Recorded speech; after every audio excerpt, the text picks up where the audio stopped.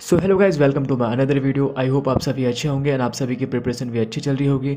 सो जैसा कि मैंने आपको प्रीवियस वीडियो में बताया था कि मैंने अभी हिस्ट्री की एक सीरीज स्टार्ट करी है जिसमें अपन एंशिएंट से लेकर मेडिवल देन फिर लास्ट में मॉडर्न हिस्ट्री पूरा कवर करने वाले हैं। तो सबसे पहले जो है एंशिएंट हिस्ट्री का पहला टॉपिक इंडस वैली सिविलाइजेशन वो कंप्लीट हो गया है। आज है दूसरा टॉपिक बुद्ध धर्म और जैन धर्म के बारे में पढ़ने वाले हैं। सो अपन स्टार्ट करते हैं। सबसे पहले आप ये जान लो कि आखिर बुद्ध धर्म और जैन धर्म का उदय कैसे हुआ। तो देखो ये बात है आपको छठी 6 BC की बात है। उस टाइम पे क्या होता है, उस टाइम पर वैदिक काल का दौर चल रहा था। तो उत्तर वैदिक काल के आखिरी टाइम में जो ब्राह्मण थे और जो क्षत्रिय थे उन दोनों के बीच हमेशा संघर्ष होता था। ठीक है, तो उस दौरान भी संघर्ष चल रहा था।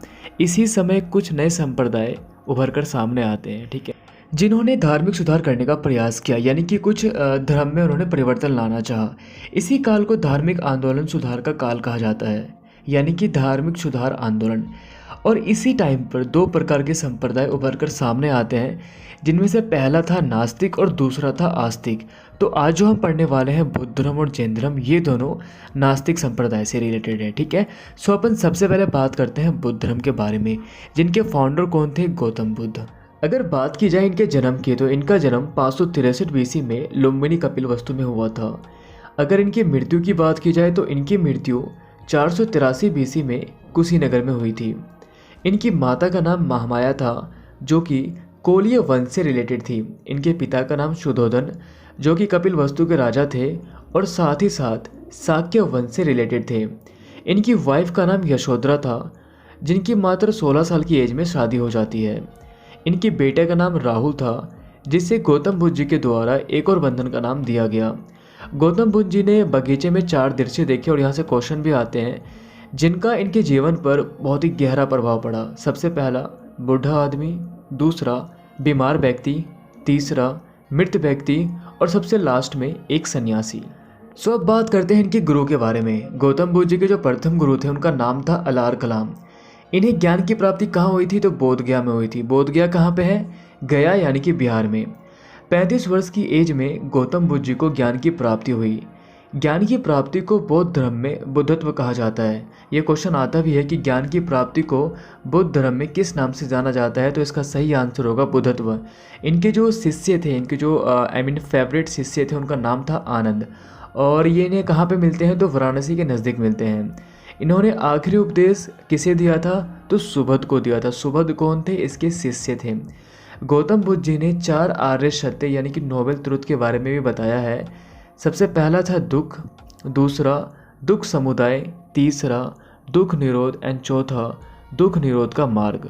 सो अब एक क्वेश्चन यहाँ से भी आता है कि बुद्ध धर्म के 3 रत्न कौन कौन से थे? तो सबसे पहला था बुद्ध, दूसरा धर्म और सबसे लास्ट में संघ। बौद्ध साहित्य में त्रिपिटक यानी कि 3 पुस्तक की रचना की गई है और तीनों बुक की बहुत अलग अलग खासियत है। सबसे पहला सूत पिटक, जिसमें बुद्ध के उपदेश का संग्रह मिलता है। दूसरा विनय पिटक, जिसमें जो वहाँ पे जो उस टाइम पे जो संघ था ना, उनके नियमों का संग्रह मिलता है। और सबसे लास्ट में आता है अभिधम पिटक, जिसमें बुद्ध के दार्शनिक विचार की बात की गई है, यानी कि कहानियों के माध्यम से समझाया गया है। एंड इसके अलावा कुछ इंपॉर्टेंट चीज़ें और जहाँ से एग्जाम में डायरेक्ट क्वेश्चन आता है, तो आपको मैंने स्टार्टिंग में ही बता दिया था कि बौद्ध धर्म के फाउंडर कौन थे? गौतम बुद्ध, जिनको बचपन में सिद्धार्थ के नाम से जाना जाता था। और ये एक क्षत्रिय थे। इनका रिलेशन किस वंश से था, किस गण से था? तो शाक्य गण से था। इसके अलावा उन्होंने 29 साल की एज में गृह को त्याग दिया, घर को छोड़ दिया और बोध गया में पीपल वृक्ष के नीचे इनको ज्ञान की प्राप्ति हुई। ज्ञान की प्राप्ति के बाद ये बुद्ध के रूप में जाने गए। इन्होंने पहला उपदेश कहाँ पे दिया था? सारनाथ में दिया था। इनकी मृत्यु कहाँ पे हुई थी? तो कुशीनारा में हुई थी। और इन्होंने कहा था कि यह जीवन जो है, हमारा जो लाइफ है, वो कष्ट एवं दुखों से भरा हुआ है। और ऐसा क्यों है? क्योंकि हमारी जो इच्छा है और हमारी जो लालसा है वो कभी भी पूरी नहीं हो सकती।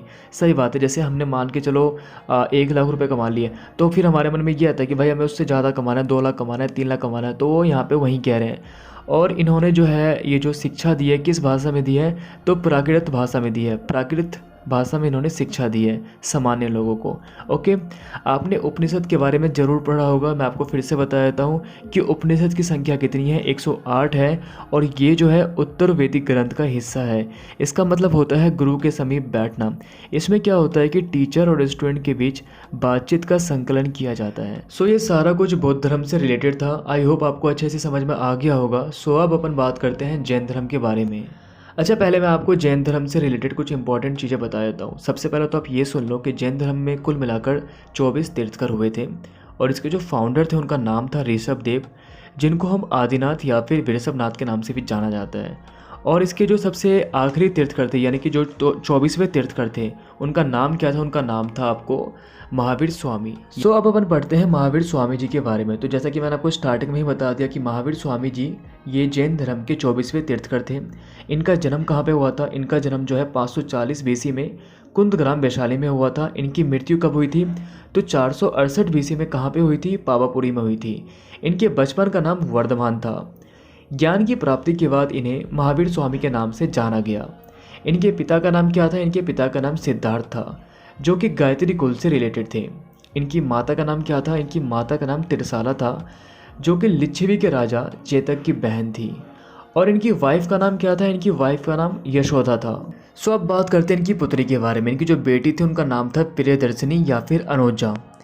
और इन्होंने 30 साल की एज में घर को छोड़ दिया था। जहां गौतम बुद्ध जी ने 29 साल की एज में गृह को त्याग किया था, यहाँ इन्होंने 30 वर्ष की एज में गृह को त्याग कर दिया।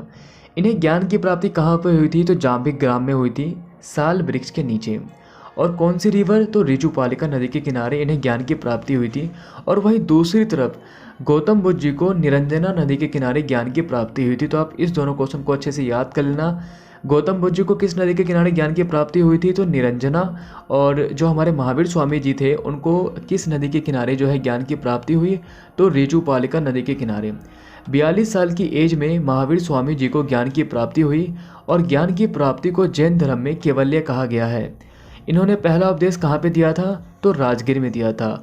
और इनके जो पहले शिष्य थे, जिनका नाम कहीं जामिल लिखा हुआ है तो कहीं जमाली लिखा हुआ है। और सबसे इम्पोर्टेंट, महावीर स्वामी जी ने 5 महाव्रत को पालन करने के लिए कहा है। सबसे पहला सत्य, दूसरा अहिंसा, तीसरा अस्तेय, चौथा अपरिग्रह और आखिरी में ब्रह्मचर्य। महावीर स्वामी का प्रतीक चिन्ह क्या था? तो सिंह था। और सबसे आखिरी में जैन धर्म का प्रचार प्रसार किस भाषा में किया गया था? तो प्राकृत भाषा में किया गया था। एंड इसके अलावा जैन धर्म से रिलेटेड कुछ इंपॉर्टेंट चीज़ें और जहाँ से एग्जाम में डायरेक्ट क्वेश्चन आता है। तो देखो, आपको मैंने स्टार्टिंग में ही बता दिया था कि जैन धर्म के फाउंडर कौन थे? ऋषभ देव थे।